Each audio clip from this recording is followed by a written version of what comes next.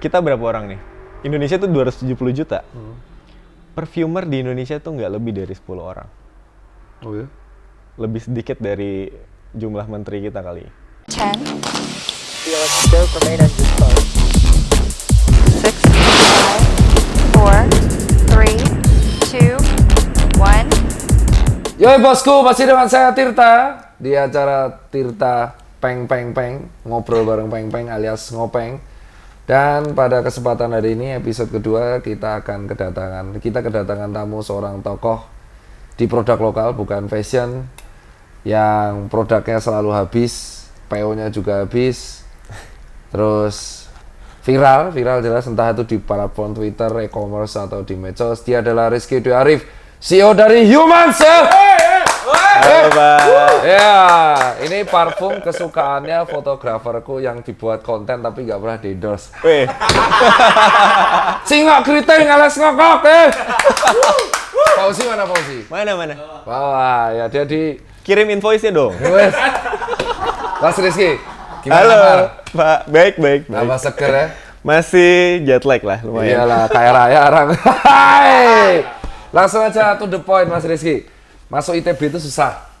Aku sering baca historimu dan aku kan seminar bareng jadi aku sama Mas Rizky itu pernah seminar bareng 5 apa 6 tahun lalu di sebuah univ. Dan selisih kita 4 tahun. Dan jadi kalau aku lihat pada waktu itu penyampaian seminarnya, masuk ITB itu susah, masuk geologi itu susah, dan ITB geologi itu cerah. Sudah tahu dia harus kemana gitu, cerah, ITB geologi itu cerah. Tiba-tiba menjadi orang kreatif, industri kreatif, sempat handle sepatu, dipakai Pak Jokowi, pas waktu itu 2018, dan sekarang malah ngurus parfum, viral juga. Kenapa tuh Mas? Apa? Kenapa? Sih Mas? Kenapa sih? Sebenarnya cerah atau enggak sih? Gue tuh justru agak ini, Pak. Agak. Jadi dulu tuh gue pengen masuk geologi. Karena gue pengen masuk industri oil and gas. Gitu. Jadi gue pengen masuk ya perminyakan lah ya. Karena dulu katanya pas SMA kalau misalnya masuk ke perminyakan tuh gajinya langsung otomatis gede lah. Oke. Nah, 2016 pas gue lulus, itu industri perminyakan lagi jatuh-jatuhnya. Justru instead of mereka ngambil orang-orang baru, mereka lay off banyak orang. Jadi waktu itu gue 4 tahun tuh Pak belajar fokusnya. Pokoknya gue nggak mau tahu gue mau masuk industri oil and gas. 2016 kenyataannya adalah nggak ada sama sekali yang buka, malah senior gue yang tadinya gue jadiin inspirasi buat gue untuk masuk ke company-nya malah pada balik lagi ke kampus.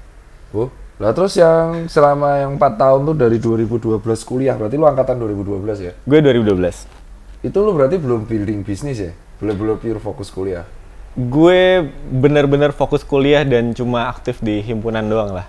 Sama sekali gue pun nggak tahu saat itu sama sekali gue punya jiwa untuk jadi entrepreneur atau bisnis atau bahkan jualan tuh gue nggak suka dulu. Jadi kayak dulu kalau misalnya ada di kampus kan ada danus tuh, dana usaha kalau misalnya jualan jualan donat, jualan roti. Untuk punya organisasi atau kegiatan. Gue nggak demen tuh, pasti gue kabur tuh kalau misalnya dapet tanggung jawab buat jualan kayak gitu. Nah terus yang menjadi pertanyaan, apa trigger ketika kayaknya gue berbisnis saya? Atau kreatif, bukan bisnis ya? Lu lebih sebutnya bukan pengusaha doang sih, lebih ke marketing. Apa triggernya? Kreatif ya? Justru 2016 kan gue lulus tuh Pak. 17 gue sempat 17 awal lah sebenarnya gue baru beres wisuda. Terus gue sempat luntang-lantung tuh sebenarnya.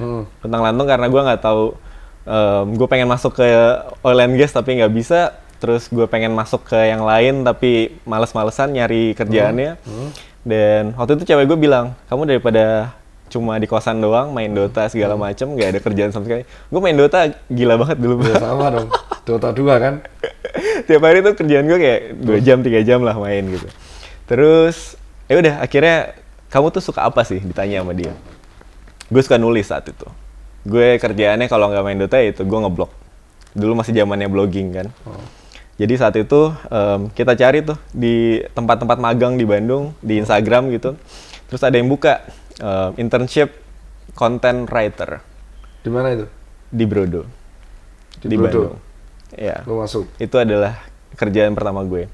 Gue dibayar pakai 1 pasang sepatu Brodo pertama. Itu kerjaan kreatif pertama gue dan itu kerjaan profesional pertama gue. Oke. Jadi bisa dikatakan lu hobi nulis, lu masuk magang, dan di brand lokal Brodo, sepatu ya, kalau nggak ada yang tahu, sepatu Brodo. Lu di PRY sepatu, and the rest lu belajar sambil bekerja. And then I figure out ternyata seru banget, Pak. Seru? Itu Seru. 2017 awal? Itu 2017 awal, 2017 awal lah, 2016 lah, akhir Desember 2016 kalau nggak salah. Nah, sekarang ditarik mundur, dari situ lu berkembang berarti sepatu ya? Pertama kali secara sepatu. logik, kayak gua kalau gua berbisnis, gua kenal di sepatu, akhirnya gua cuci sepatu, gua jual sepatu, distributor sepatu, dan gua juga bahas sepatu. Gua nggak bisa melangkah jauh keluar dari sepatu. Yeah. Lu dari sepatu tiba-tiba ke parfum dalam waktu les dan banjir. Itu gimana ceritanya dari Nah Project bisa ke sepatu? Justru findings yang gue temukan itu bukan di sepatunya gitu. Justru pertama kali kenapa gue tertarik banget untuk belajar dan masuk ke industri kreatif tuh, bagi gue saat itu yang ya udah, maksudnya gue juga nggak aktif di sosial media, nggak aktif di segala macem. Saat gue dengar, oh ini ada perusahaan yang jualan 95% of the sales-nya dari online doang. 2016 tuh kondisinya e-commerce tuh bahkan belum sama sekali belum dipakai lah, belum viral Ya belum seviral sekarang. Belum seviral Jualan sekarang. cuma dari Instagram atau medsos, kadang FJP, terus habis itu langsung dikontakin ke WA. Iya, ada beberapa brand yang udah oke, dia pakai website sendiri lah. Iya. Kayak gitu. Jadi saat itu gue nggak make sense banget kenapa satu brand bisa jual produk sepatu, tapi cuma melalui sosial media dan online doang. Itu brand apa? Ya itu Brodo yang gue pegang. Brodo. Terus? Jadi saat itu yang gue pelajarin adalah gimana orang bisa meyakinkan, mengconvince orang lain untuk membeli produknya mereka, untuk mengenalkan brandnya mereka, untuk berkomunikasi sama audiensnya via sosial media, ya, hanya melalui itu, digital marketing dan sosial media aja gitu. Itu saat itu membuat gue berpikir bahwa berarti kita nggak perlu modal yang gede-gede banget dong kalau kita punya skill untuk bisa deliver brand kita melalui sosial media gitu. Oke. Kenapa mundur dari Nah? Jadi ini yang menjadi pertanyaan, skipnya gue tuh, lu karir nih, Brodo masuk kan content writer, lu nemuin asiknya, ternyata memang sales online, lu fokus di industri kreatif tersebut, Bener. lu membangun Nah Project akhirnya dipakai Pak Jokowi, kita skip yang di situ, and then lu keluar dari sini, di tempat pucuk CEO Nah, yang udah dipakai Pak Jokowi, dipakai pejabat, dipakai artis, laris, sales terus tiba-tiba bangun sesuatu from zero, itu triggernya gimana? Itu yang menjadi miss-nya yang jarang lu ceritain di Twitter, mundur dari CEO yang udah C-level ya, yang kategori sepatu ini udah menuju roket itu, terus keluar di puncak, terus lu membangun sesuatu dari zero lagi, itu gimana filosofinya? Nah, project tuh bukan apa ya bahasanya, bukan murni anak gue. Oh, barengan. Iya. Yeah. So, Nah Project kita kerjain bareng sama Brodo. Oke, lanjut. Dan gue saat itu sebenarnya hanya di appoint as profesional CEO dan foundernya untuk ngerjain project itu dari nol. Gak dari nol sih sebenarnya. Dulu itu brand itu udah ada tapi sebagai clothing line-nya. Jadi gue datang, gue masuk, 1 tahun kan gue belajar di Brodo tuh. And then gue masuk, I figure out ini ada salah dengan konsepnya, kita ubah segala macam. Lahirlah dari NAH Indonesia, berubah jadi Nah Project. Oh, itu sejak namanya gue tuh dulu masuk. NAH. NAH. Oke. Terus lu mundur untuk membangun sesuatu yang memang pure from zero-nya. Yes. Jadi saat itu juga ya lumayan struggle ya Pak, karena nggak bisa dipungkiri, gue waktu itu juga fighting for my ownership di sana. But then setelah coba beberapa hal, gue ngerasa bahwa ya udah, it's time for me to leave. Dan saat itu gue ngerasa ya udah, menunda terlebih lama lagi malah jadi lebih menyakitkan aja buat gue. Jadi saat itu gue mutusin buat 2018 ya, 2018 gue. Iya, 2018 lu cabut. Dan tiba-tiba lu ngasih sampel parfum kecil-kecil ke gue merek HMS. Yang itu di mana gue bingung. Lu perlu waktu berapa lama akhirnya terjun ke parfum? Research-nya sih mulai dari 2019 ya. Berarti lu setahun? Iya. Setahun tuh 2018 ke 2019 it was really difficult year buat gue. Karena ya udah benar-benar lepas dari situ kan saat itu nggak ada idea apa-apa. Mungkin saat itu gue masih jadi konsultan brand di UMKM di Bandung. Tapi itu cuma untuk ya udah mengisi kekosongan gue. Gue juga pernah aktif yang ngajar segala macem. Tapi while at the same time saat itu 2019 baru gue kayaknya I want to start something again 2019. Barulah ide tentang perfume itu kita seriusin. Nah, yang parfum nih, seriusin. basic geologi itu nggak ada. Gimana caranya? Basic geologi itu ada, tapi basic kimia lu tuh nggak ada. Parfum tuh kayak teknik kimia, men. Yeah. Kayak sesuatu berbau kimia gitu loh. Riset, Kemkes, dan berat karena bersentuhan langsung dengan kulit. Bener. Itu risetnya gimana? Lu langsung sendiri atau how to do it? Saat itu gue penasaran sebenarnya. Gue ngerasa saat itu tidak ada brand parfum yang sumbernya dari ini. Gue kan ngerasa bahwa ini kita punya behavior tuh udah shifting lah. Orang-orang sekarang mulai appreciate brand lokal. Ya gara-gara pengalaman gue di sepatu juga ya. Orang-orang udah mulai trust dan mereka mulai proud untuk pakai brand dari Indonesia dan nggak ada salahnya kayak gitu. Saat itu gue ngelihat kenapa parfum, saat itu gue sering pakai parfum pak. Tapi parfum yang gue pakai tuh harganya sepertiga dari income gue bulanan gitu, 2 jutaan gitu. Terus kayak gue kayak anjir nggak mungkin orang-orang Indonesia yang yang kayak gue gitu, pasti kan nggak sendiri gitu gue. Nggak mungkin mereka bisa spending sebanyak ini untuk perfume. Dan gue saat itu penasaran banget kenapa nggak ada brand Indonesia, karena logic gue kalau misalnya kita bisa bikin brand parfumnya, source-nya dari Indonesia, production-nya di Indonesia, research-nya di Indonesia, it will be ultimately cheaper dong daripada brand yang headquarter-nya di Paris, produksinya di Spanyol, botolnya di China, source-nya dari Indonesia. Pasti lebih murah kalau kita punya sendiri secara lokal kayak gitu. Jadi saat itu gue ya 1 tahun gue spend untuk cari tahu kenapa nggak ada. Dan saat itu yang gue temukan hanya karena gue ngerasa belum ada yang berani untuk start this movement aja, specifically di brand perfume. Jadi saat itu gue cari tahu siapa yang bisa bikin brand perfume. Kalau dulu gue di sepatu kan kita cari desainer kan pasti. Jadi desainer pabrik. Cari desainer, cari pabrik. Itu lumayan banyak pak. Banyak. Gue kayak cari tiap pabrik tuh punya minimal 5 lah desainer sepatu segala macam. Perfume pak. Kita berapa orang nih? Indonesia tuh 270 juta. Perfumer di Indonesia tuh nggak lebih dari 10 orang. Oh ya? Lebih sedikit dari jumlah menteri kita kali. Ya itu jokes gue di kantor lah, jadi perfumer tuh lebih susah daripada jadi menteri. Deket banget ya? Sedikit banget. Lebih bener-bener orang yang riset perfume itu ya? Terus lu nemunya gimana? Gue nemunya di LinkedIn. Buset, profesional sekali. Jadi si perfumer ini malah majang CV-nya di LinkedIn? Actually dia kerja di perusahaan Prancis. Jadi dia kerja di perusahaan Prancis. Indonesia. Dia base-nya di Indonesia. Nah, perfumer Indonesia tuh ada 10. Tapi perfumer Indonesia yang kerja di Indonesia tuh nggak lebih dari 5. Lebih sedikit lagi. Sisanya di luar semua? Sisanya di luar semua. Sedikit banget. Nah, saat itu gue ketemu sama dia. Terus? Gue tanya, kenapa nggak ada brand Indonesia yang bisa bikin perfume yang di-appreciate gitu. Dia kasih tahu concern-nya ke gue. Gini nih, aku punya nih misalnya formulanya. Ini formulanya bagus, dan even menurut gue, menurut dia, yang udah ngetes banyak sampel, karena kan dia perfumer ya, dia pasti punya banyak banget sampel, dan dia udah research banyak banget brand. Ini tuh lebih bagus dari kebanyakan brand. Kualitasnya, segala macamnya. Tapi apa mau orang Indonesia beli parfum dengan harga segini, gitu. Which is sebenarnya nggak terlalu mahal gitu, karena kita bisa produce semuanya di Indonesia gitu kan. Tapi apa mau atau enggak gitu. Nah itu yang bikin nggak ada sampai sekarang, because we don't earn the trust yet untuk brand parfum spesifiknya di Indonesia, brand parfum Indonesia gitu. Jadi less than year itu secara, tapi less than 3 year ya. 2018 lu skip, 19 lu brainstorming, jadi 3 years ya. 3 tahun.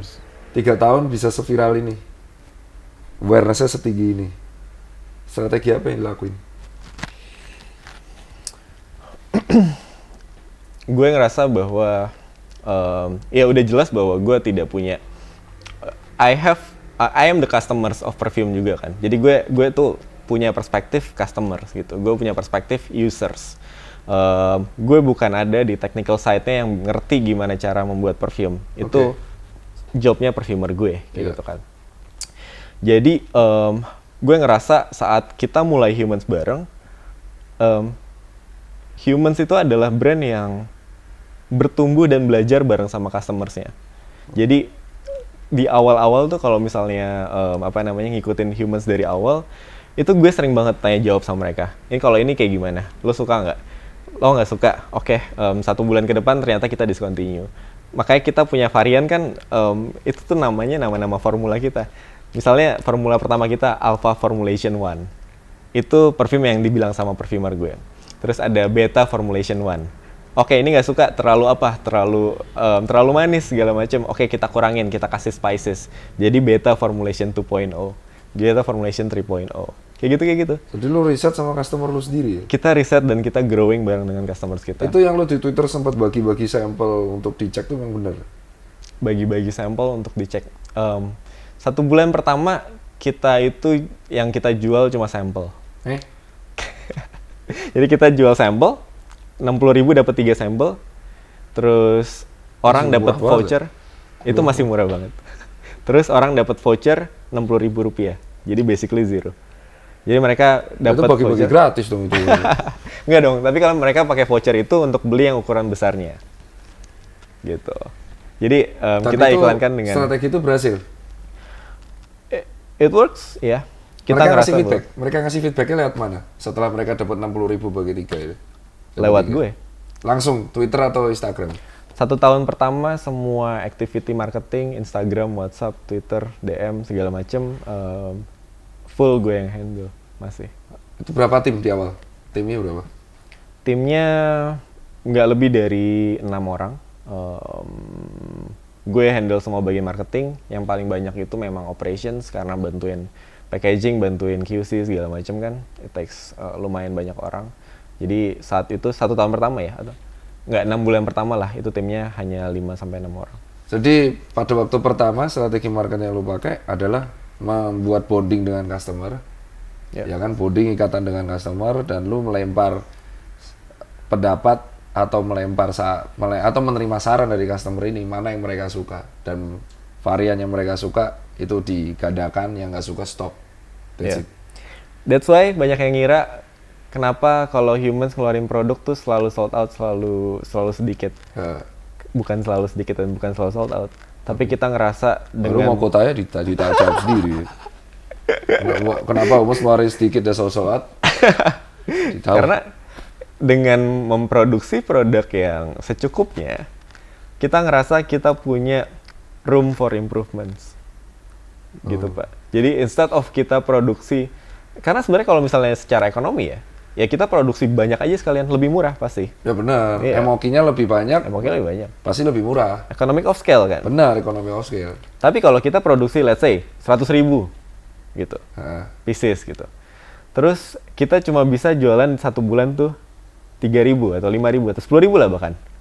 10 bulan ke depan Pak, kita nggak ngapa-ngapain, cuma jualan doang. Nggak ada ruang lagi untuk kita bisa inovasi. Tapi kalau misalnya kita ya udah nggak usah 10.000, nggak usah 100.000 deh, 2.000 aja. Tapi mahal ya. Ini mungkin harganya 2 kali 3 kali lipat dibandingkan lo produksi 100.000. Nggak apa-apa, kita mau ambil itu aja, itu resiko kita. Kita coba launch. If it doesn't work, then we stop it in the next batch. Tapi kalau misalnya ada juga kan, it works tapi kurang apa? Atau ya udah, ini udah enak segala macam, baru nextnya kita produksi dalam jumlah banyak. Pertanyaan yang paling sering diajukan netizen, modalnya dari mana ya? Banyak dong kalau perfume. Kita dari awal masih bootstrap sendiri. Bootstrap sendiri? Dari cash flow kita sendiri. Cash flow kita sendiri? Dan yang kedua, kalau kita lihat perfume itu kan punya lab ya? Lab-lab keren yang dipamer-pamerin. Gimana punya lab ya? Secara produksi ya, karena kan kita butuh sertifikasi khusus. Jadi yang punya lab itu adalah partner kita, perusahaan Prancis, dan perfumer kita yang kerja di sana. Kalau Human sendiri punya lab, tapi labnya relatively sebenarnya kecil, kayak cuma seukuran inilah Pak. Ukuran ruangan ini. Iya. Dan Nah, kita kecil, kayak lumayan lah ya. ya lumayan. Tapi untuk kategori yang lab kayak kampus, ya jauh, lab kampus gede banget. Iya. Nah, pertanyaannya yang paling penting nih. Berarti lu melakukan ini sendiri? Ada investor kah? Atau kalau dilihat tuh kayak labnya ini ada parfum di Perancis, strateginya sangat-sangat rapi. Nah, apa ada backing atau investor? Nah, kan biasa kayak gitu kan? Atau ada orang yang invest, duitnya dititipin, kan lagi musim gitu kan? Dititipin ke lu, terus lu yang nge-branding ini semua, tapi menjadi seolah-olah pemilik, atau pure orang ini hanya partnership atau pure sendiri. Itu yang pengen langsung gue tanya. Kita tuh tadi kayak gue bilang Pak, kita pertama kita bootstrap, means kita nggak punya investor. Oke. Jadi kita emang start dari kecil banget dan kita kelola cash flow kita dengan baik aja. Jadi beda sama yang sebelumnya. Sebelumnya, iya. Lu kan relatif kerja, terus lu dipasrai job as owner, yang akhirnya lu sahamnya lu lepas, akhirnya dibuat bener-bener bootstrap nih ya. Kalau yang ini benar-benar bootstrap. Kita cuma punya, ya ada beberapa partner, bukan gue sendiri. Ada 4 orang partnernya. Tapi ya, ya 4 orang ini ya kita di awal modalnya mungkin nggak gede banget, cuma 20-30-an patungan berempat. Oh gitu. Jadi bener-bener pure, gak ada yang satu backing, uang yang gede dikelola tuh nggak ada. Jarang kan ada host tanya gini, ya iya pengusaha gua. Nah, riset. Kalau kita mengambil cash flow ya, dari kita nggak bisa bilang nominal. Dari semua total income atau revenue, berapa persen lu alokasikan buat riset? Karena setahu gua, kalau gua melihat humans, ini risetnya nggak main-main. Berapa persen lu alokasikan untuk riset? Sebenarnya lumayan ya. Kalau misalkan ini, kalau sebenarnya nggak ada budget yang pasti, karena tergantung kita lagi punya fokus research apa. Karena ada fokus research, kalau fokus researchnya kategori produk baru tuh, itu mahal banget. Karena kita buka jalan kan, masih belum pernah nyobain kategori produk itu gitu. Tapi kalau research yang kategori produknya udah established tuh udah lebih mudah gitu. Cuman kalau misalnya di average ya kira-kira sekitar 15-20% mungkin ya untuk research gitu. Ini kemarin yang rilis tuh, yang sempet PO yang 2 varian dicampur jadi satu. Manusia, Amber Jana. Iya, Amber Jana itu gimana itu risetnya? Enggak, risetnya gimana itu? Enggak, secara gue orang awam ya. Gimana tuh caranya riset 2 parfum jadi satu gitu? Itu produk baru berarti? Itu produk baru. Berarti termasuk mahal dong, kan lu bilang tadi, risetnya mahal. Researchnya mahal. Itu gimana itu? Itu lu bisa ceritain nggak? Gimana meriset 2 parfum jadi satu yang aromanya bisa beda-beda, kayak pencet-pencetan aja. Bingung gue, itu bingung. Kayak Game Boy. Bingung kayak game. Di ini dicampur ini jadinya apa, ini sendiri jadi apa. Kalau ini dulu jadi apa, layernya ini. Gue puyeng anjir. Itu gimana? Well, jadi kan sebenarnya apa namanya, penemuan, maksudnya findings kita semakin lama semakin ini ya, semakin banyak gitu. Nah, Amber Janma itu sebenarnya produk yang kita udah develop dari 2 tahun lalu. Lama juga karena mahal juga karena lama prosesnya, dari 2 tahun lalu 2020 awal tuh kita udah mulai research tentang Amber Janma. Terus sebelum pandemi. Terus abis itu ya sebenarnya konsepnya berubah terus. Sampai akhirnya kita pernah punya satu fragrance, ada Humans Perfection namanya, yang ada tuh wanginya kita suka banget. Wanginya udah jadi selesai, suka banget. Tapi kalau didiemin sekitar 1 hari, itulah jadi keruh. Jadi nggak balance gitu. Tapi kita suka wanginya. Tapi nggak mungkin ada parfum yang kalau mau dipakai kan harus dikocok dulu, kan aneh Pak. Kayak batuk. Iya kayak komik Jagger geblek. Bro, jangan lupa kocok ya. Apaan sih anjing? kocok dulu sebelum dipakai gitu. Apaan sih anjing? Lanjut. Gue bingung juga tuh ya. Gue agak ini tadi. Iya. Ya itu gue bilang terus. Ya, tapi emang bener tuh. Tapi lu buat akhirnya Barjana itu. Lu gini-gini juga. Nah, itu kalau digabung dia bisa rusak sama kayak gitu. Tapi akhirnya kita separate in different compartment.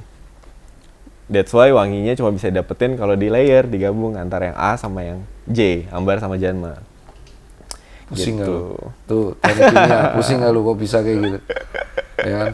Nah, lu ikut PO gak lu, Ngok? Lu kan fans Humans lu? Nggak PO.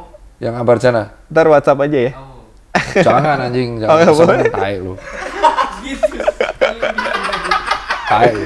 Nah, yang pertanyaan gua, lu online nih. Developing online. Iya, ya kan? kita develop. Tapi pas gue lihat di Asta, lu buat booth. Iya. Jadi offline lagi.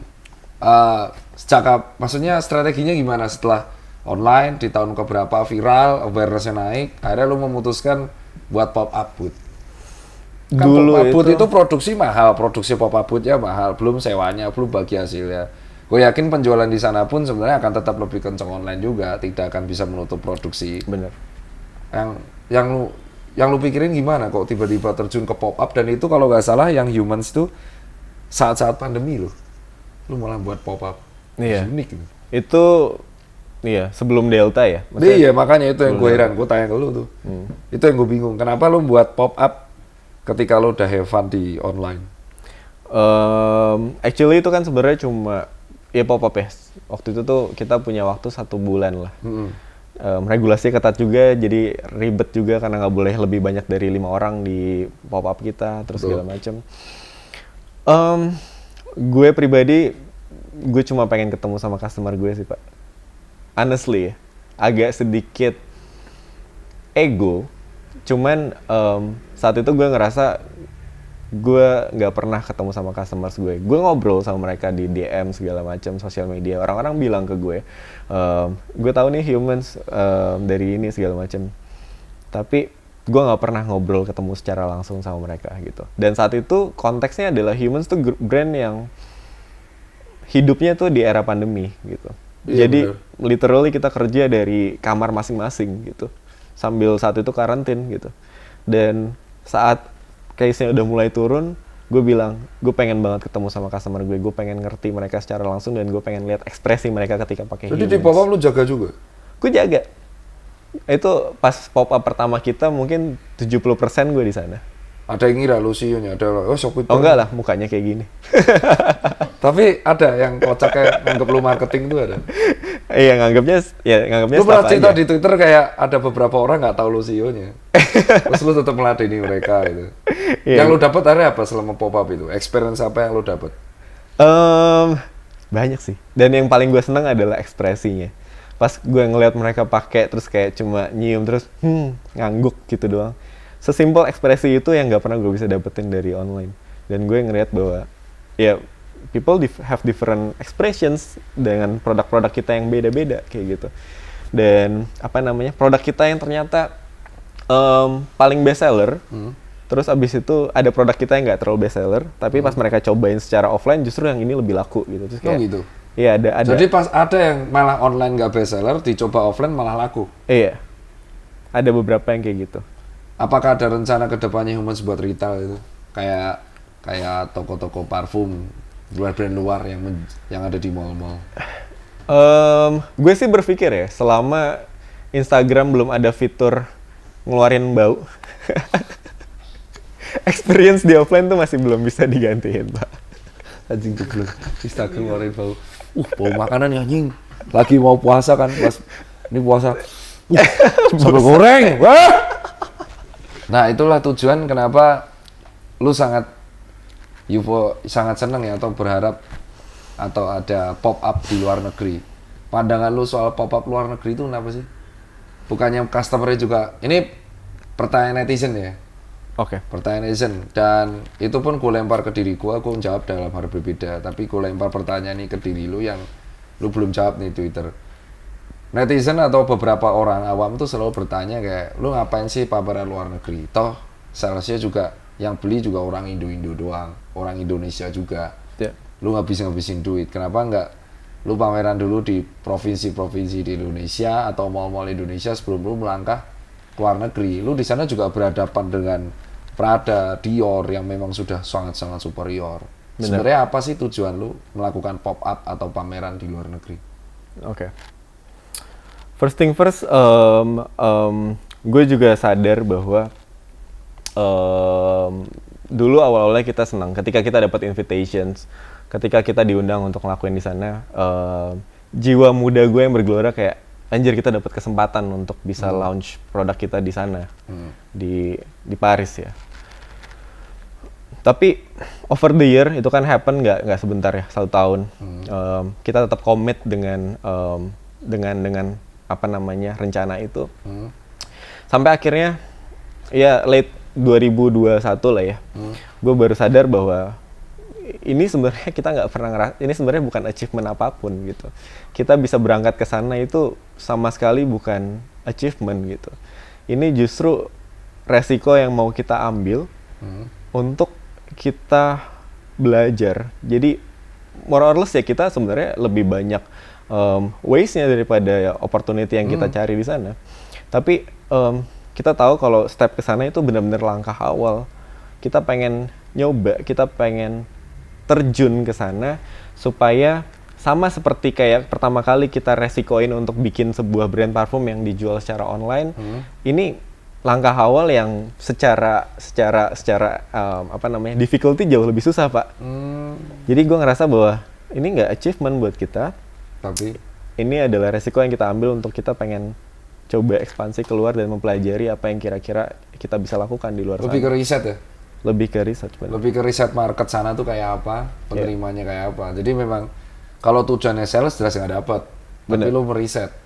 Iya. Kayak langkah awal step yang lo korbanin ya seperti itu kan. Dan di sini gue pengen share beberapa ini sebenarnya, beberapa finding yang gue ketemukan lah, misalkan dan di mana kita bisa ini untuk brand Indonesia lainnya bahkan. Gue bilang ke sana pertama kali gue ke sana gue bilang bahwa ini justru gue pengen ngebuka jalan apa yang kita bisa lakukan dan apa yang angle yang bisa kita jual di sana. Kalau kita jual secara quality atau kita jual secara gede-gedean nama, nggak mungkin lah, it's impossible. Wah, berat. Kalau collab sama Chanel gitu misalkan compete yang dari 1920 gitu udah punya bestseller perfume ya kita we just started 3 years ago gitu. Nah, jadi pasti ditanya lu sokap anjing bung di bom sama Chanel gitu. Terus the only way we can win adalah saat ini behavior mereka pertama they really appreciate sustainability terhadap environment. Yang mana ketika satu brand mempunyai sources yang ethical dan lokal, sourcesnya lokal, produksinya lokal, segala macam, akibatnya emisi karbonnya kecil. Kalau emisi karbonnya kecil, produk itu jadi punya nilai jual sustainable yang lebih tinggi. Buset. And they like that. Di luar Indonesia mikir sejauh itu ya? Iya, banget. Jadi kalau di makanan kan ada food miles namanya. Nah, kira-kira kayak analoginya kayak food miles lah. Jadi untuk kayak bahannya datang ke dibandingin ya, kalau misalkan kita harus ekspor misalnya, ekspornya ke Spanyol gitu kan, itu kan karbon emisinya tinggi banget, Pak. Apalagi orang kayak di Eropa, di Paris terutama ya, Paris kan punya Paris Trade yang ngomongin tentang iklim tiap tahun. Mereka udah sangat ke sana arahnya. Kita tuh masih ketipu sama binomo, Bos. Clear ya? Makan gorengan tuh ada yang digoreng kayak plastik ya. Ya, nasi aking, pasti banyak yang makan kayak gitu. Ini orang beli produk aja. Nih pengiriman kayak dari Cina nih, emisi karbonnya banyak. Aku beli anjing. Sejauh itu mereka ada berpikir. Iya. Kalau itu yang gue temuin tuh kemarin. Itu yang gue temuin. Itu yang gue masih reluctant untuk lakukan sebenarnya di Indonesia. Pelan-pelan lah ke arah sana. Cuman menurut gue butuh kesadaran pelan-pelan, edukasi pelan-pelan. Oh, tapi makanya ada kenapa kok pijak bumi sangat disukai di luar negeri ya, sepatu ya? Bener. Karena mereka circular economy. Ya lu tau pijak bumi kan? Tahu pijak bumi kan di luar negeri bener-bener kayak disukain. Karena mereka menggunakan program daur ulang, kontennya green environment. Iya. Tapi susah untuk bisa works di Indonesia. Ya, works di Indonesia susah, tapi di luar negerinya disuka. Ya. Berat ya? Lumayan berat. Jadi ya kita ngerasa ada responsibility lah ya untuk pelan-pelan ngedukasi ke arah sana. Marketing, kembali ke terakhir ya, karena lo emang orang marketing dan lo pebisnis yang memang sangat-sangat organik. Marketing digital dari Humans tuh secara umum sebenarnya seperti apa sih? Kalau ada orang mau tanya kayak sebenarnya strategi marketing lu kayak apa sih bang? Kayaknya lu jarang pakai KOL, lu malah bisa collab sama artis. kadang-kadang artis ada yang make tiba-tiba secara organik. Sebenarnya campaign digital itu secara umum marketingnya gimana sih? Kalau digambarkan dengan satu kalimat, gue ngerasa humans itu cuma sebagai platform voice of our customers. Jadi itu kita temuin di awal sebenarnya. Pas kita pertama bikin varian bestseller kita, Humans Orgasm, itu campaign-nya kita buat massive kan. Kita buat campaign-nya, promise-nya tuh ini varian yang dibuat dari 5 notes paling bestseller di dunia, segala macam. It was working pertama, tapi yang ngebuat itu produk take off, tiba-tiba ada satu random tweet yang ngepost juga anonim. Terus abis itu dia megang fotonya Orgasm, fotonya Humans, terus dia bilang, gila sumpah enak banget, ini kayak wangi cewek-cewek tajir di SCBD, titik. Oh tahu gue tuh, 2019, 2020 awal itu. 3 juta pak views-nya. Lebih dari 12.000 likes-nya. Yang tweet itu doang. Terus gue kayak, kita capek-capek ngenalin ini pakai Bulgarian Rose, pakai ini segala macam. Orang beli karena ini wangi cewek-cewek tajir SCBD aja. Gue kayak terus kan, oke. Ntar anonim ini memang itu kiat lu buzzer lu atau memang Enggak. Oh, kita retweet. Dia customer cewek itu. Customer cewek, customer perempuan. Gue tahu tweet itu sih, 2020-an kan. Iya. 2020 kan. Ada beberapa. Pada waktu orang bawa home lagi pusing-pusing kayak apa, tiba-tiba terus gue bingung tuh, gue retweet. Ini kayak punya lu ya. Gue langsung, ini kayaknya punya lu. Gue langsung main dia. Ini kayak punya lu ya. Gue bingung aja. Cewek tajir SCBD. Itu emang diciumin satu-satu. Bau uang.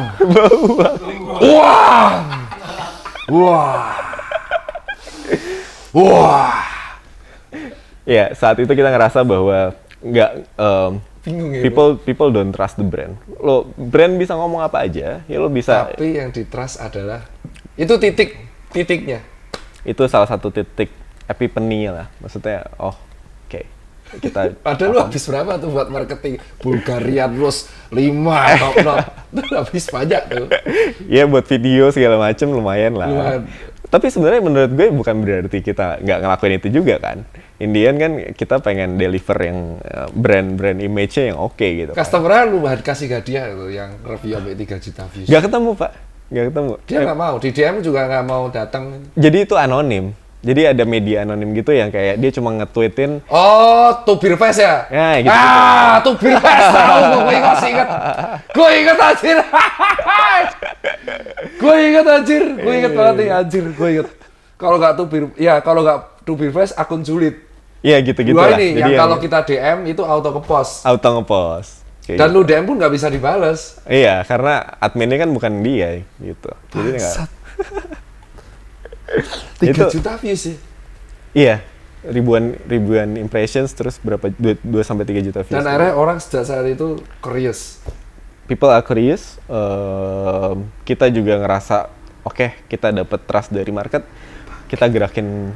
Dan sejak brandnya saat lebih itu cepat. malah menjadi kayak jalan Tuhan ya. Lu jalan Tuhan yang akhirnya oke, ini voice of our customer.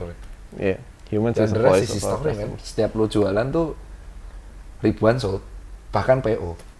Platform lu menjual itu lewat Tokopedia. Iya, kita pakai Tokopedia. Dulu juga mikir tuh, lu mau memilih pakai website atau pakai e-commerce aja kan. Iya. Terus saat itu kita ngelihat kalau misalnya website tuh justru malah ngebuat lebih sulit orang. Maksudnya orang mau beli parfum secara online aja udah aneh pak. Kalau Ya, mereka karena tuh Instagram belum ada fitur bau. iya, karena Instagram belum ada fitur bau. Ya ini Jadi makanya kita gue ngerasa, tanya ke lu tuh, meyakinkan dia tuh. Ini kayak anomali sih kalau menurut gue. Anu, Gue masih lihat di Jogja ya, kalau di Jogja itu parfum daur ulang, parfum isi ulang ya. isi ulang. Yang pakai bibit-bibit itu banyak di Jogja, ya kan? Dan laris. Lu jual sesuatu online. Oh itu ada yang lucu tuh pak. Di Jogja, salah satu parfum isi ulang. Itu ada yang pajang HMNS gede. Itu gak tahu gue sama sekali. Jadi orang selalu ngira itu tokonya HMNS. Gue berapa kali dapat DM kayak gitu. Gue kayak terus lucunya adalah yang HMNS gedenya itu tuh apa namanya screenshot dari Instastory. Jadi maksudnya ada rainbow-nya gitu di situ. Berarti ada yang jual bibit lu dan Kayaknya, tapi mungkin ya bukan dari kita, tapi menyerupai lah bibitnya mirip. gila ya. Ntar, orang tuh kalau beli parfum kan harus dibawa.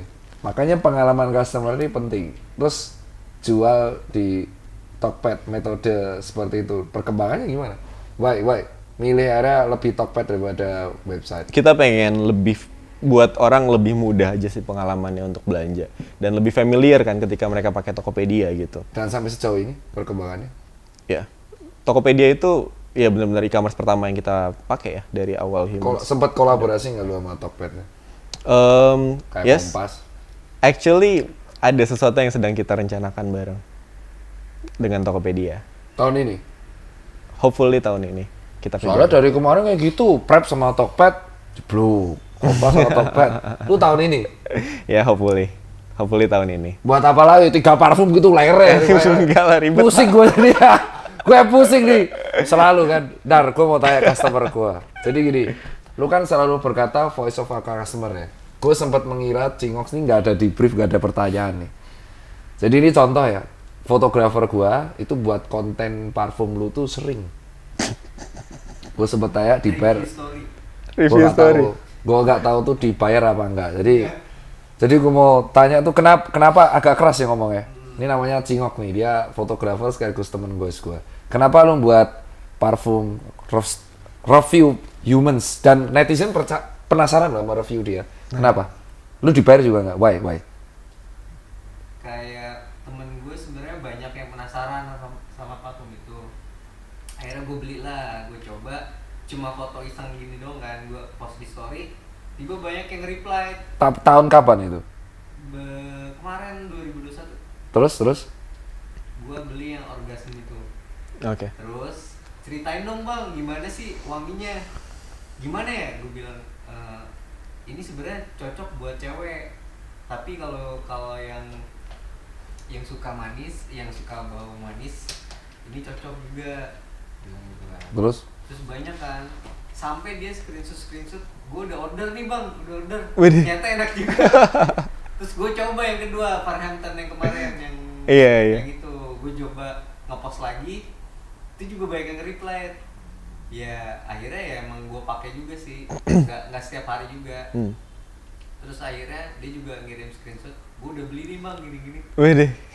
Padahal itu gue cuma iseng doang ya. gue kira di endorse ini. Gak ngaku, gue sampai sekarang gak percaya. Lu endorse kan lu anjing lu. Enggak pak, endorse lu. Bangsat lu, endorse kan lu. Gebuk lu, gak ngaku lu. Endorse kan lu, makanya lu bisa beli sepeda. Enggak pak. Nah jadi contoh-contoh hal inilah yang ngebuat sebenarnya customer humans yang akhirnya menyebarkan marketing itu spread the mouth. Spread the issue from by the mouth ke orang lain. Itu kan yang lu harap sebenarnya. The organic campaign kan. That's our organic campaign ya. Dan itu nggak butuh biaya loh. Nggak butuh biaya. Belum ada transaksi kan kita, Pak. Dan lu lakuin itu senang. Iya, Tapi lu lakuin itu memang demi kepuasan. Iya sih.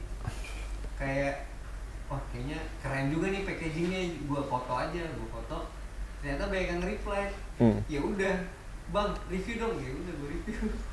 Dan Review asal aja. kalau gue lihat di 3 tahun ini achievement lu kalau gue lihat udah luar biasa. Lu bisa collab sama Christian Sugiono. Gue akan tanya di situ karena lu udah jawab di Twitter.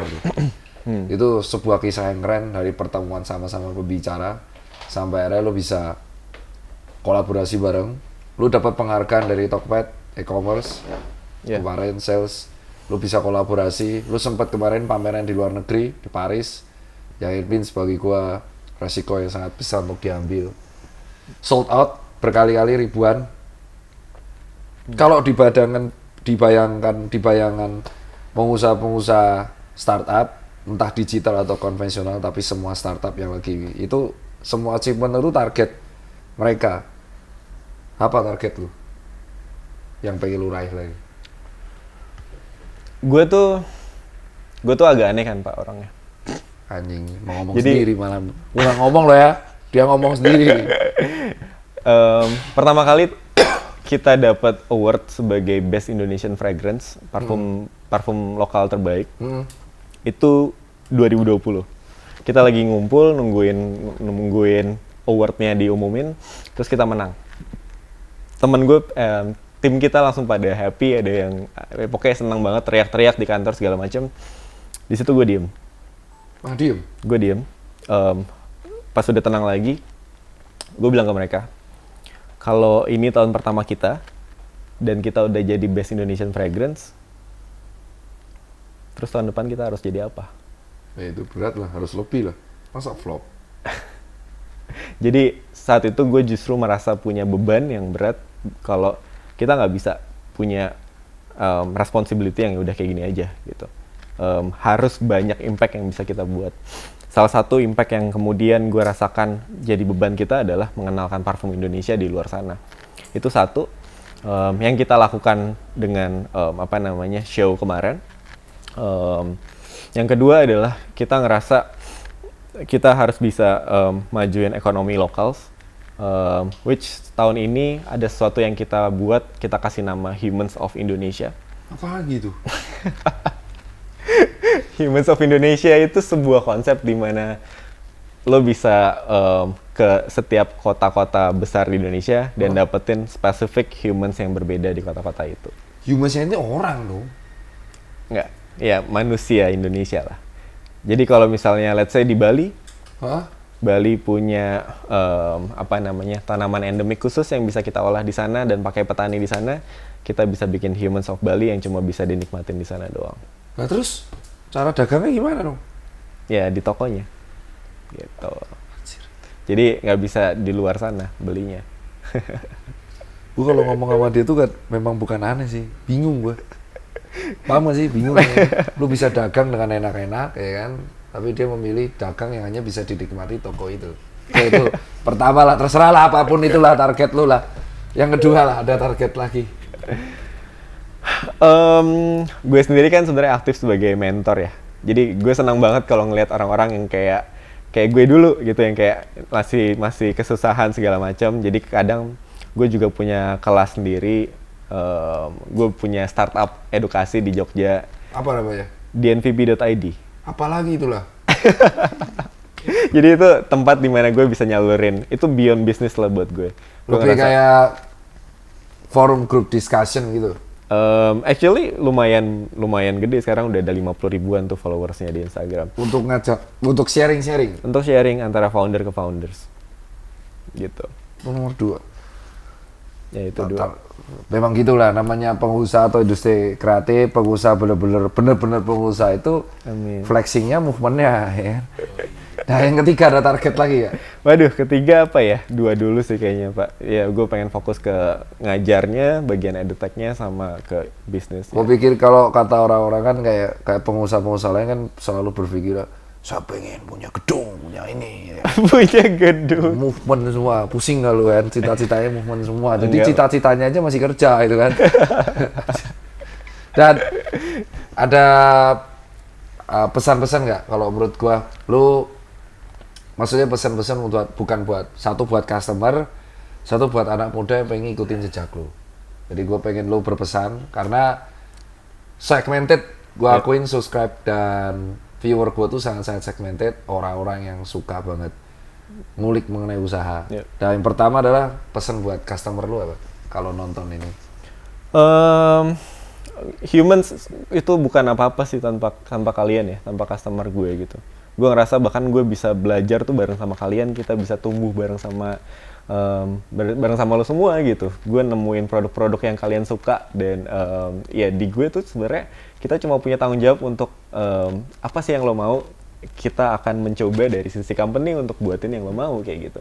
Dan semua movement yang kita lakuin itu ya buat customers kita juga gitu. Jadi gue pengen banget Humans tuh selalu menjadi brand yang represent kalian dan tumbuh bareng bersama customers kita gitu. Buset. Memang cikal bakal. Ini curiosity level ini. Dan yang terakhir buat anak muda yang pengen ikutin jejak lu, ada pesan nggak? Gue pengen bilang sebenarnya itu ya.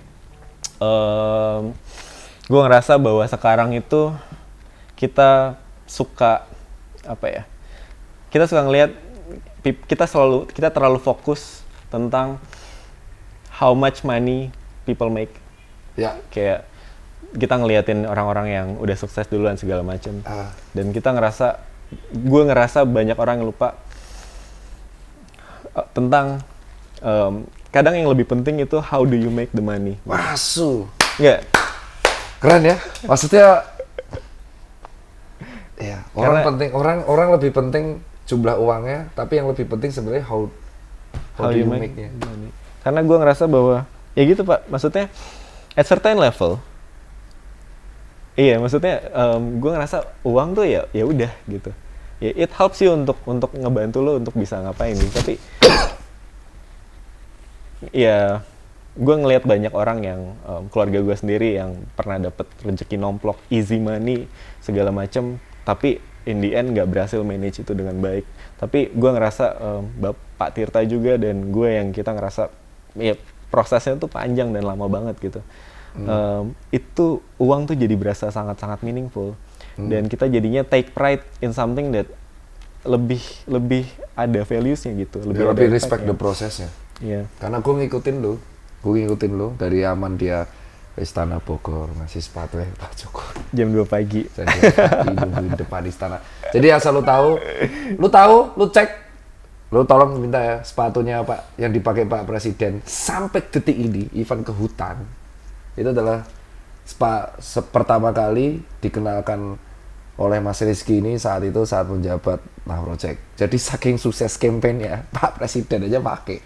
Dan akhirnya 3 tahun kemudian diulang dengan cara yang berbeda di Parfum Humans dan dipakai beberapa pejabat dan artis. Artinya lu nyentuh 2 brand, satu sepatu atau parfum dengan impact yang akhirnya sama. Orang ya maksudnya banyak hal yang harus lu dipelajari anak muda dari lu sih. Dan gue setuju sih kalau jadi mentor. Gue punya yang ketiga Pak. Ada lagi anjing. Dan gue nggak pernah bilang ini ke siapapun. Apa ya? Ini baru gue bilang pertama kali di sini. Wos. Bentar, apa nih? Bentar. Apa? FNB, kripto, dompet, apa? NFT, temennya Jejo dia sih. Temennya Jejo. Apa dia apa? Baju. Apa? Yang ketiga, one day gue pengen beli Nah Project lagi. Dan nggak tahu itu kapan terjadi. Doakan semoga gue bisa lah sebenarnya. Ini jadi ceritanya kayak buyback Liverpool. Buyback Liverpool. Itu cita-cita unik sih menurut gue. Karena gue lihat semenjak lu nggak ada di Nah, memang ya kayak gitu-gitu doang. Gue belum pernah bilang ini ke siapa-siapa, by the way. Ya, gue dukung sih kalau itu karena semenjak lu lepas dari Nah per 2018 memang ya Nah gitu-gitu doang. Ketika lu cabut dari Nah, gue orang pertama yang japri lu. Bener. Masih ada di highlight gue. Ya dan gue kesel itu anjing kok dan gue sampai nyari 2 sisi dan akhirnya sampai posisi ya. That's it. Ya itulah kenapa gue nggak suka kalau berbisnis gue cuma jadi muka doang. Gue harus terjun di situ, gue harus memiliki sahamnya. Karena ibaratnya itu kayak anak yang gue besarin, gue bukan babysitter doang. Kalau apa yang dilakuin kayak gue punya duit, dititipin duit terus gue bangun bisnis, tapi gue jadi muka, gue even gak dapet saham, gue cuma dapet gaji tapi seolah-olah jadi owner, itu kayak babysitter. Kita nggak tahu kapan kita di-kick. Kecuali kalau babysitter itu juga dikasih saham, dikasih rumah itu kan. Dan Humans ini kenapa lu senang banget di Humans ya karena ini lu develop dari awal banget. Itu good point sih. Dan gue berharap semua target lu kecapai terutama yang Nah. Amin. Karena gue pengen Nah itu juga ya sampai sekarang Pak Jokowi pakai Nah bro. Itu artinya ya lu harus tahu orang nomor 1 di Indonesia aja pakainya itu terus. Mau beliau pakai sepatu lokal apapun ya dipakai kemana-mana juga Nah Project BW yang Yas itu terus iya kan yang Yas bulu tangkis itu ke hutan itu kayak Pak nggak ada sepatu lain Pak enak oh ya siap pakainya udah 2 periode tuh Pak. Wah Udah gue cuma bilang cuma 2 periode doang. itu aja dari gue dan thank you banget Riz. Thank you. Gue akuin gue salut sih sebagai seseorang yang kenal dulu seminar bareng kita masih kayak gitu ngajar di kampus dibayar seadanya dan lu punya mentor gue punya platform sendiri. Semoga cita-cita lo tercapai. Amin. Semoga aku berharapnya sih satu-satunya harapan gue tuh gue melihat Humans tuh di ground floor bro, bukan di basement, bukan di lantai 3 tapi di ground floor di mall-mall top kayak Sensi dan kawan-kawan bisa bersanding dengan Dior dan kawan-kawan. Amin. Itu harapan gue sih karena jengkel banget kalau gue masuk ke nggak ada brand lokal di ground floor. Amin. Ya tepuk tangan semua. Itu aku dan itu Rizky. Thank you banget customer Humans. Thank you banget orang-orang seperti Cingo yang review Humans nggak dibayar. Bayar malah. Itu adalah bentuk organiknya. See you the next vlog.